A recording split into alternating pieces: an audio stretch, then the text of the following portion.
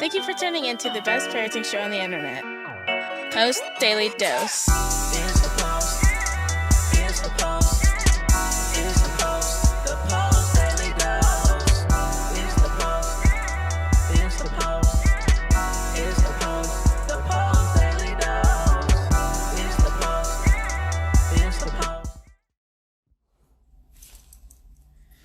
Hey, Facebook family, good evening and welcome to another episode of Post Daily Dose with me, your trusted parenting advisor, faithful guide and servant on the healing journey. What's my name? Big Papa Bryan+Post.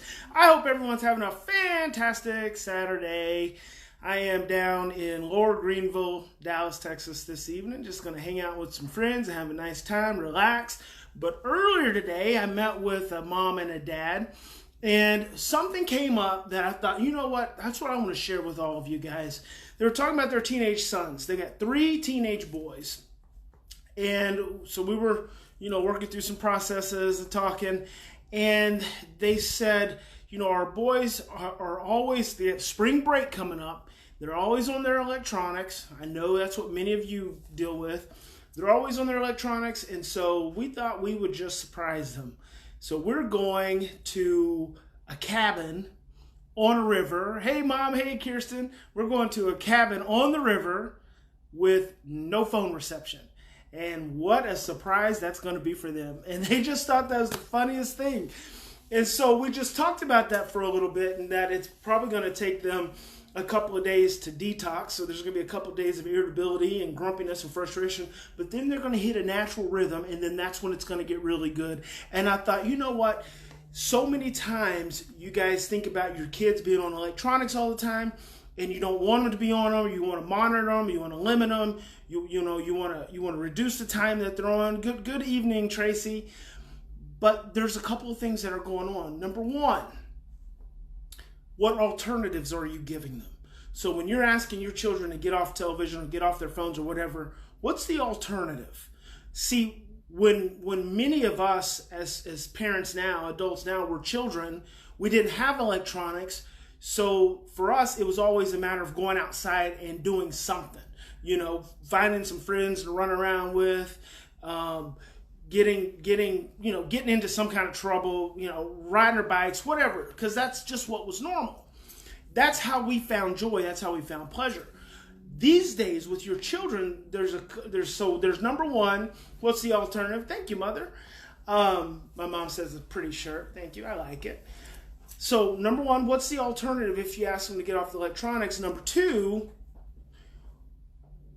here's something really interesting. Being on electronics and gaming, and this is, I believe, a part of why it is so pervasive and common with children. Hey, good, Stefan. Mom Stefan says good evening to you. Stefan's in the Netherlands, so Mom has a friend in the Netherlands now.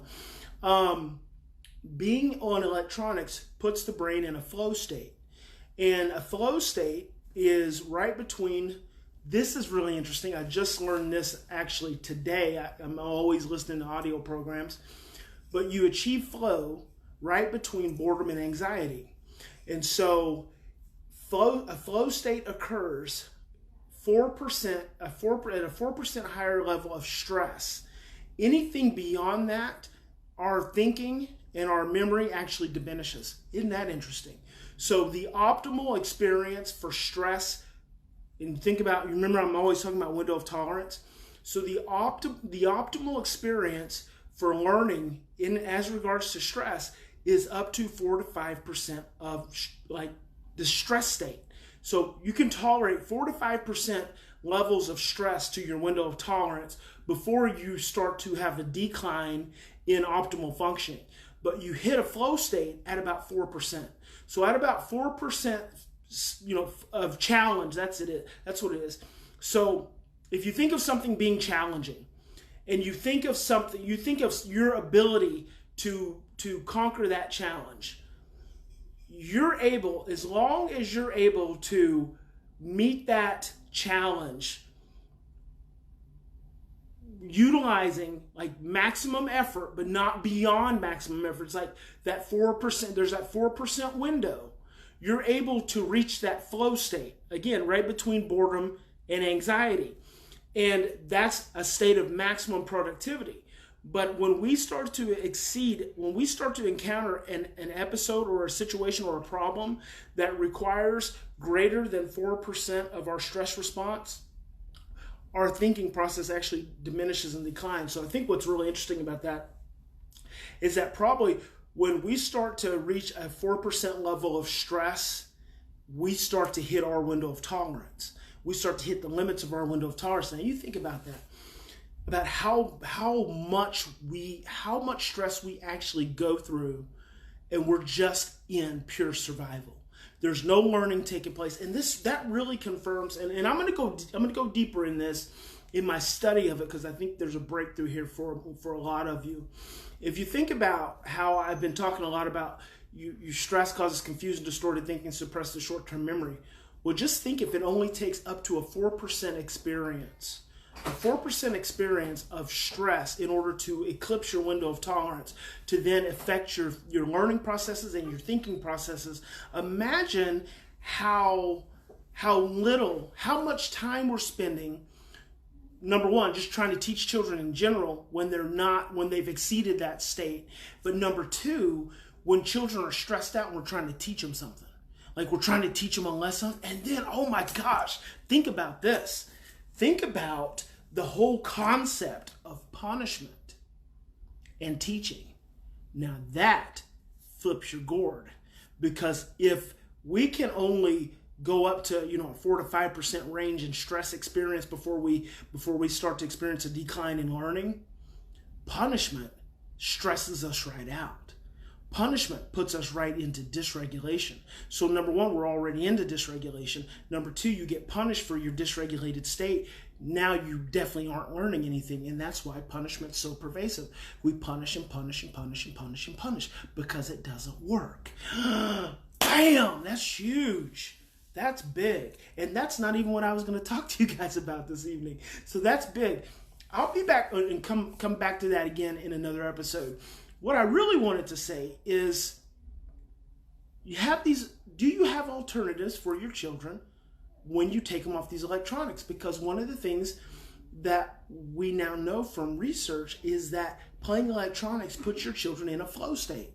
So for your children, playing electronics and being on the television puts them in a flow state, right between boredom and anxiety. And they have optimal production of these chemicals, norepinephrine and adrenaline and oxytocin. All these good activating chemicals and hormones are going on in their body in that state, in this optimal level of cortisol. So cortisol's, stress is surging, but it's within an optimal state.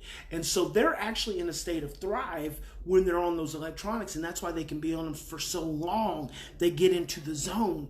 And that's what becomes addictive. The zone is what becomes addictive. They're addicted to getting into flow. Ooh. You want them off of that. So you want them off of, you want to pull them out of that flow state, and then they're so dysregulated when you pull them out of it.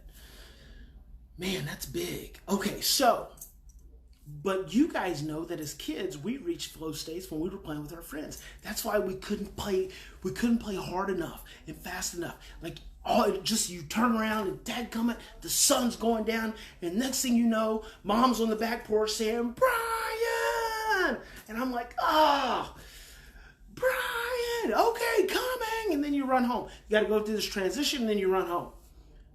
Right? But you're in that flow state. We were in that flow state as children. So you want to get your children off electronics. You really want to get them out of flow. Ouch. So if you get them out of flow, what's next? What's the alternative? What's the alternative experience after they put down the game or they turn off the television? That's what I want you thinking about. What's the feel-good place? Right? Because the truth of the matter is, we now live in a digital world. Everything is happening. I'm talking to you guys. Like, how many times during the day are you on your phone? I'm sitting here talking to you. You're learning. We're feeling good. We're having fun. This feels good. This is not going away. The time of riding our bikes and squishing tadpoles and killing frogs and setting fires and beating one another up on the street corner, that's gone. That's caveman days. So we're in a new age. So we're going to have to really work hard to be more effective in relationship and to be more effective in connection if we want to have a stronger, more meaningful relationship with our children than they have with their electronics. So this mom and dad were taking their children camping essentially for a whole week. They know that they're going to go through a couple of days of detox, and then their children are going to hit flow again because they're going to be in nature. And so they're going to go through one flow state, and then they're going to go into another one, because then it's going to start feeling good, because they'll be playing, throwing rocks and swimming and setting fires and, you know, all the little caveman stuff that boys and girls like to do. So, and then in the process, they'll be restoring their relationship and building more strength in their relationship. Now, how cool is that? So I want to really encourage you guys to think about, when you get in a place of real struggle with your child, when was the last time you took that child just away somewhere? Just you and the child. You and the family even. And there were no electronics. There was no TV even. Wow. When was the last time you had that kind of interruption? That's it, guys. That's good stuff, right? That's big. Flow. That's cool. So I'm right in the middle of this 9-hour audio program called the Raising of Superman, the creation of Superman, and it's all talking about these extreme athletes getting into flow states and doing these crazy, insane things. And so I'm learning a lot. Did you know that we have as many neurons in our heart and in our gut as we do in our brain? Oh, how cool is that? You guys are awesome. Big Papa loves you. I love you. I hope you have a fantastic evening. I hope you have peace in your homes, peace in your hearts, peace in your minds, peace in your souls, and that peace is all around you. So God bless. I'm going to go have fun. See you tomorrow night. Same bat channel, same bat time. Remember, in any given situation, we always have two choices. We can continue to react from the same imprints of fear and overwhelm and stress, or we can stop. We can take 3 to 10 deep breaths, and we can choose love. Good night, everybody.